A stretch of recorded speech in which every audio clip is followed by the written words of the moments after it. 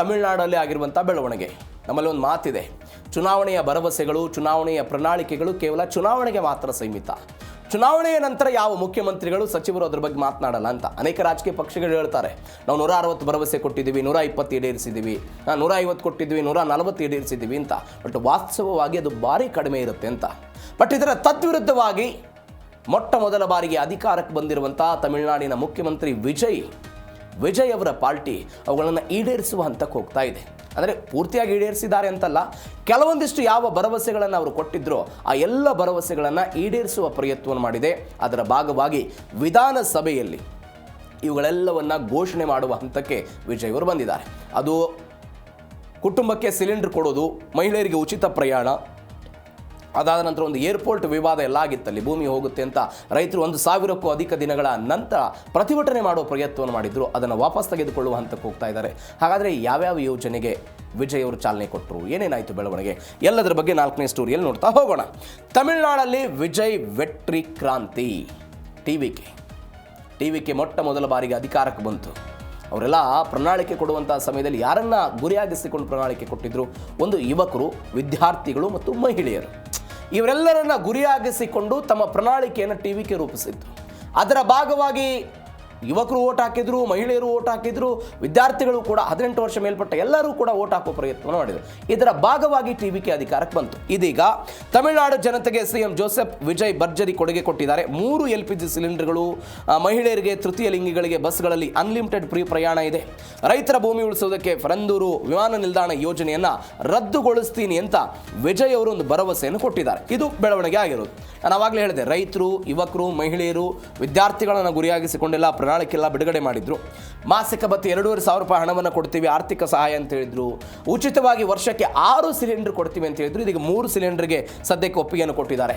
ಮದುವೆಗೆ ನಾವು ಸಹಾಯವನ್ನು ಮಾಡ್ತೀವಿ ಅಂತ, ಒಂದು 8 ಗ್ರಾಮ್ ಚಿನ್ನವನ್ನು ಕೂಡ ನಾವು ಅಂದರೆ 1 ಸವರನ್ ಚಿನ್ನವನ್ನು ಮದುವೆಗೆ ಕೊಡ್ತೀವಿ ಅಂತ, ಮತ್ತು ರೇಷ್ಮೆ ಸೀರೆಯನ್ನು ಕೂಡ ಉಚಿತವಾಗಿ ಕೊಡ್ತೀವಿ ಅಂತ ಘೋಷಣೆಯನ್ನು ಮಾಡಿಕೊಂಡಿದ್ರು. ಅಣ್ಣನ್ ಸೀರ್ ಯೋಜನೆ ಅಂತ ಕರೀತಾರೆ ಅದನ್ನು, 8 ಗ್ರಾಮ್ ಚಿನ್ನವನ್ನು ಕೊಡೋದಕ್ಕೆ, ಅದನ್ನು ಕೂಡ ಅವರು ಘೋಷಣೆ ಮಾಡಿದ್ರು. ಮಹಿಳಾ ಸ್ವಸಹಾಯ ಸಂಘಗಳಿಗೆ ಉದ್ಯಮವನ್ನು ಆರಂಭ ಮಾಡೋದಕ್ಕೆ 5 ಲಕ್ಷ ರೂಪಾಯಿ ಬಡ್ಡಿ ರಹಿತ ಸಾಲವನ್ನು ಕೊಡ್ತೀವಿ ಅಂತ ಹೇಳಿದ್ರು. 15,000 ರೂಪಾಯಿ ಶೈಕ್ಷಣಿಕ ಸಹಾಯಧನವನ್ನು ಕೂಡ ವಿಜಯ್ ಅವರೆಲ್ಲ ಕೊಡ್ತೀವಿ ಅಂತ ಹೇಳಿದ್ರು. ಅದರ ಭಾಗವಾಗಿ ಕೆಲವೊಂದಿಷ್ಟು ಪ್ರಮುಖ ಯೋಜನೆಗಳನ್ನು ಜಾರಿಗೆ ತೆಗೆದುಕೊಂಡು ಬರೋದು ಅಥವಾ ಅವುಗಳನ್ನು ಜನರಿಗೆ ತಲುಪಿಸುವಂಥ ಪ್ರಯತ್ನವನ್ನು ವಿಜಯ್ ಅವರು ಮಾಡ್ತಾ ಇದ್ದಾರೆ. ಇದೀಗ ಬಡವರ ಅಡುಗೆ ಮನೆಗೆ ಸಿಲಿಂಡರ್ ಭಾಗ್ಯ. ನಾನು ಹೇಳಿದೆ 6 ಸಿಲಿಂಡರ್ಗಳನ್ನು ಕೊಡ್ತೀವಿ ಅಂತ ಹೇಳಿದ್ರು. ಇದೀಗ 3 ಸಿಲಿಂಡರ್. ಯಾರಿಗೆ? 2.5 ಲಕ್ಷಕ್ಕಿಂತ ಕಡಿಮೆ ಆದಾಯ ಇರುವಂಥ ಕುಟುಂಬಗಳಿಗೆ ಈ ಯೋಜನೆಯ ಲಾಭ ಸಿಗ್ತಾ ಇದೆ. ತಮಿಳುನಾಡಲ್ಲಿ 3 ಸಿಲಿಂಡರ್ ಕೊಡ್ತೀವಿ, 1,34,00,000 ಜನರಿಗೆ ಇದೆಲ್ಲವೂ ಕೂಡ ಸಹಾಯ ಆಗುತ್ತೆ ಅಂತ. ಸಿಲಿಂಡರ್ ಖರೀದಿ ಮಾಡಿದ ನಂತರ ಹಣ ನೇರವಾಗಿ ಅವರ ಫಲಾನುಭವಿಗಳು ಯಾರಿರ್ತಾರೆ ಅವರ ಖಾತೆಗೆ ಹೋಗುತ್ತೆ. ವರ್ಷಕ್ಕೆ 3 ಸಿಲಿಂಡರ್. ಇದಕ್ಕೆ ಅನ್ನಪೂರ್ಣಿ ಸೂಪರ್ 6 ಅಂತ ಒಂದು ಹೆಸರು ಕೊಟ್ಟಿದ್ದಾರೆ. ಅನ್ನಪೂರ್ಣಿ ಸೂಪರ್ 6 ಅಂತ. ಯಾರ್ದು 2.5 ಲಕ್ಷಕ್ಕಿಂತ ಕಡಿಮೆ ಆದಾಯ ಇದೆಯೋ, ಸಣ್ಣ ಅತಿ ಸಣ್ಣ ರೈತರು ಮತ್ತು BPL ಕುಟುಂಬದವರು ಯಾರ್ಯಾರು ಇದ್ದಾರೆ ಅವರೆಲ್ಲರಿಗೂ ಕೂಡ ಇದು ಅನ್ವಯ ಆಗುತ್ತೆ ಅಂತ ಹೇಳಿದ್ದಾರೆ. ಸರಿಸುಮಾರು 1,30,00,000 ಜನ ಕುಟುಂಬಗಳು ಇದರಿಂದ ಪ್ರಯೋಜನವನ್ನು ಪಡೆದುಕೊಳ್ತಾರೆ.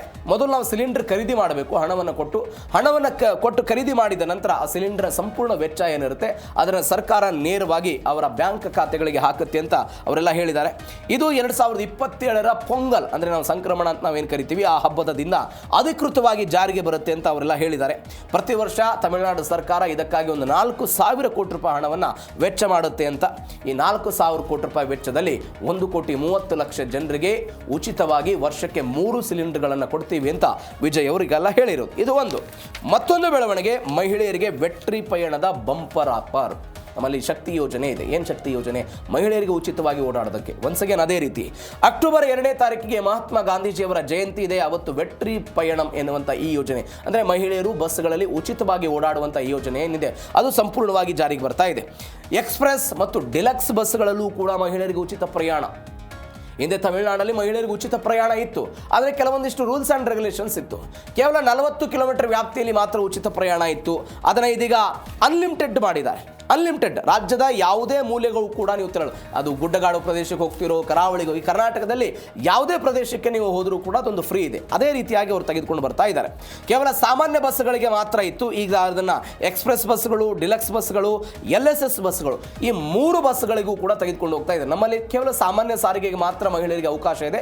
ಬಟ್ ತಮಿಳುನಾಡಲ್ಲಿ ಅದನ್ನು ಎಕ್ಸ್ಟೆಂಡ್ ಮಾಡೋ ಪ್ರಯತ್ನವನ್ನು ಮಾಡಿದ್ದಾರೆ. ಒಂದೇ ₹1 ಟಿಕೆಟ್ ಇಲ್ಲದೆ ಮಹಿಳೆಯರು ಉಚಿತವಾಗಿ ಪ್ರಯಾಣ ಮಾಡಬಹುದು. ಈ ಹಿಂದೆ ಇದ್ದಂಥ ಯೋಜನೆಯಲ್ಲಿ ಕೇವಲ ಸ್ಥಳೀಯ ನಗರ ಅಥವಾ ಗರಿಷ್ಠ 40 ಕಿಲೋಮೀಟರ್ ವ್ಯಾಪ್ತಿಯಲ್ಲಿ ಮಾತ್ರ ಮಹಿಳೆಯರಿಗೆ ಉಚಿತ ಪ್ರಯಾಣವಿತ್ತು. ಅಂದರೆ ನೀವು ಅಂತರ್ ಜಿಲ್ಲೆಗೆ ಹೋಗೋದಕ್ಕೆ ಅಲ್ಲಿ ಅವಕಾಶಗಳು ಬಹಳ ಕಡಿಮೆ ಇತ್ತು. ಇದೀಗ ಅಕ್ಟೋಬರ್ 2ನೇ ತಾರೀಕಿನ ನಂತರ ಅಂತರ್ ಜಿಲ್ಲಾ ಪ್ರಯಾಣಕ್ಕೂ ಕೂಡ ಅವಕಾಶವನ್ನು ಕೊಡ್ತಾ ಇದ್ದಾರೆ. ಇದಕ್ಕಾಗಿ ಒಂದು ₹6,000 ಕೋಟಿ ಹಣವನ್ನು ಅವರು ಮೀಸಲಿಟ್ಟಿರೋದು. ಇದು ಒಂದು ಬೆಳವಣಿಗೆ. ಮತ್ತೊಂದು, ರೈತರಿಗಾಗಿ ವಿಮಾನ ನಿಲ್ದಾಣದ ಪ್ರಾಜೆಕ್ಟ್ ಅನ್ನ ರದ್ದು ಮಾಡಿರೋದು. ಒಂದು ₹27,400 ಕೋಟಿ ವೆಚ್ಚದ ಪರಂದೂರು ವಿಮಾನ ನಿಲ್ದಾಣಕ್ಕೆ ಇದೀಗ ವಿಜಯ್ ಅವರೊಂದು ಬ್ರೇಕ್ ಹಾಕಿದ್ದಾರೆ ಅಂತ. ಏನಾಗಿತ್ತಲ್ಲಿ, ಕೆಲವೊಂದಿಷ್ಟು ಸ್ಥಳೀಯ ನಿವಾಸಿಗಳಿಗೆ ಹೆಂಗೆ ಬಿಡದಿ ಟೌನ್ಶಿಪ್ ವಿಚಾರದ ಬಗ್ಗೆ ಪ್ರತಿಭಟನೆ ಆಗ್ತಾ ಇತ್ತಲ್ಲ, ಅಲ್ಲೊಂದು ಫರಂದೂರು ಗ್ರೀನ್ ಫೀಲ್ಡ್ ವಿಮಾನ ನಿಲ್ದಾಣ ಯೋಜನೆ ಅಂತಿತ್ತು, ಅದನ್ನು ರದ್ದುಗೊಳಿಸಿದ್ದಾರೆ. ಒಂದು 13 ಹಳ್ಳಿಗಳ ರೈತರೆಲ್ಲ ಪ್ರತಿಭಟನೆ ಮಾಡಿದ್ರು. ಒಂದು 11ಕ್ಕೂ ಅಧಿಕ ಜಲಮೂಲಗಳು, 800ರಿಂದ 900 ಎಕರೆ ಜೌಗು ಪ್ರದೇಶ ಎಲ್ಲ ಇತ್ತಂತೆ. ಹೀಗಾಗಿ ಅದನ್ನೆಲ್ಲ ಕೈ ಬಿಡಬೇಕು ಅಂತ 1,000ಕ್ಕೂ ಅಧಿಕ ದಿನಗಳೆಲ್ಲ ಪ್ರತಿಭಟನೆ ಮಾಡಿದ್ರು. ಈ ಹಿಂದೆ DMK ಸರ್ಕಾರ ಇದ್ದಾಗ ಒಂದು ₹27,400 ಕೋಟಿ ಕೊಟ್ಟು ಅಲ್ಲೊಂದು ಏರ್ಪೋರ್ಟ್ ಎಲ್ಲ ಮಾಡಬೇಕು ಅಂತ ಹೇಳಿತ್ತಂತೆ. ಆ ಪ್ರತಿಭಟನೆಯಲ್ಲಿ ವಿಜಯ್ ಅವರು ಕೂಡ ಎಲ್ಲ ಭಾಗವಹಿಸಿ, ಇಲ್ಲ ನಾನು ಹೋರಾಟಗಾರರ ಪರವಾಗಿ ನಿಲ್ತೀನಿ ಅಂತ ಎಲ್ಲ ಮಾತು ಕೊಟ್ಟಿದ್ರು.